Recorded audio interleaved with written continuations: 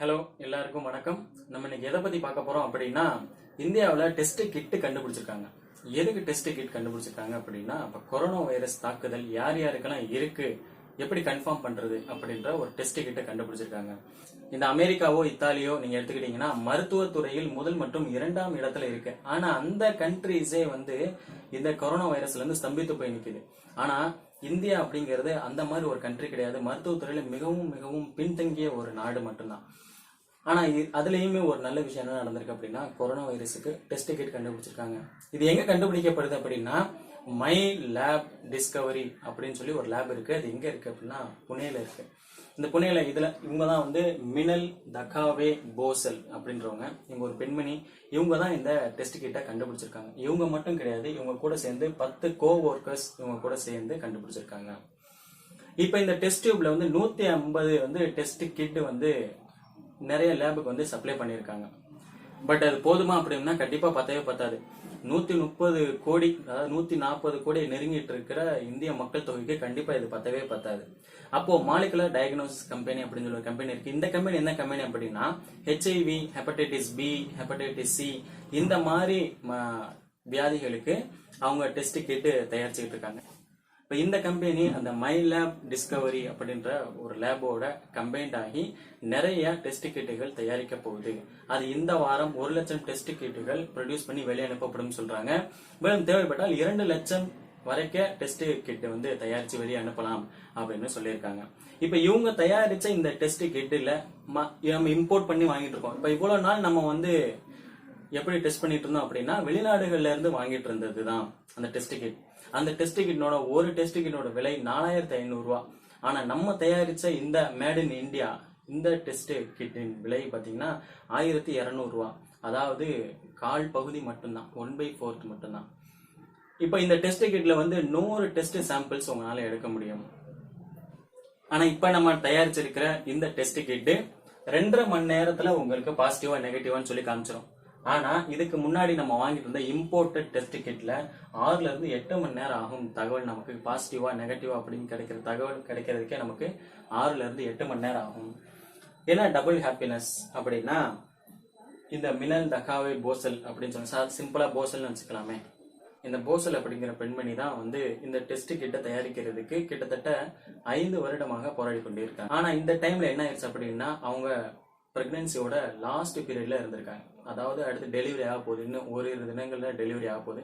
அந்த சிச்சுவேஷன்ல இந்த test kit இவங்க கண்டுபிடிச்சு முடிக்கிறாங்க. கடைசி நேரத்துல இவங்க ஹாஸ்பிட்டலைஸ் பண்ணப்படுறாங்க. இவங்களால லேபுக்கு போக முடியல. அப்ப என்ன பண்றாங்க அப்படின்னா, இவங்க கூட இருக்கிற 10 கோ ஒர்க்கர்ஸை இவங்க வச்சுட்டு ரொம்ப ஹார்ட் ஒர்க் பண்ணி இந்த டெஸ்ட் கிட்ட கண்டுபிடிச்சு முடிக்கிறாங்க. கண்டுபிடிச்சு முடிச்சுட்டு இதுல 10 சாம்பிள், ஒரே சாம்பிள் எடுத்து 10 விதமா டெஸ்ட் பண்ணும்போது 10 இதுலயுமே ஒரே மாதிரி ஆன்சர் பண்ணிருக்கு. அப்ப 100% ரிசல்ட் அங்கே காமிக்கப்படுது. 18ஆம் தேதி என்ன நடக்குது, மார்ச் மாசம் 18ஆம் தேதி என்ன நடக்குது அப்படின்னா, இந்த டெஸ்ட் கிட்ட NIVக்கு அனுப்புறாங்க. NIVனா நேஷனல் இன்ஸ்டிடியூட் ஆஃப் வைராலஜி அங்க அனுப்புறாங்க. அங்கே அவங்க செக் பண்ணிட்டு 100% ரிசல்ட் காமிக்குது அப்படின்னு சொல்லி ரிப்போர்ட் கொடுக்குறாங்க.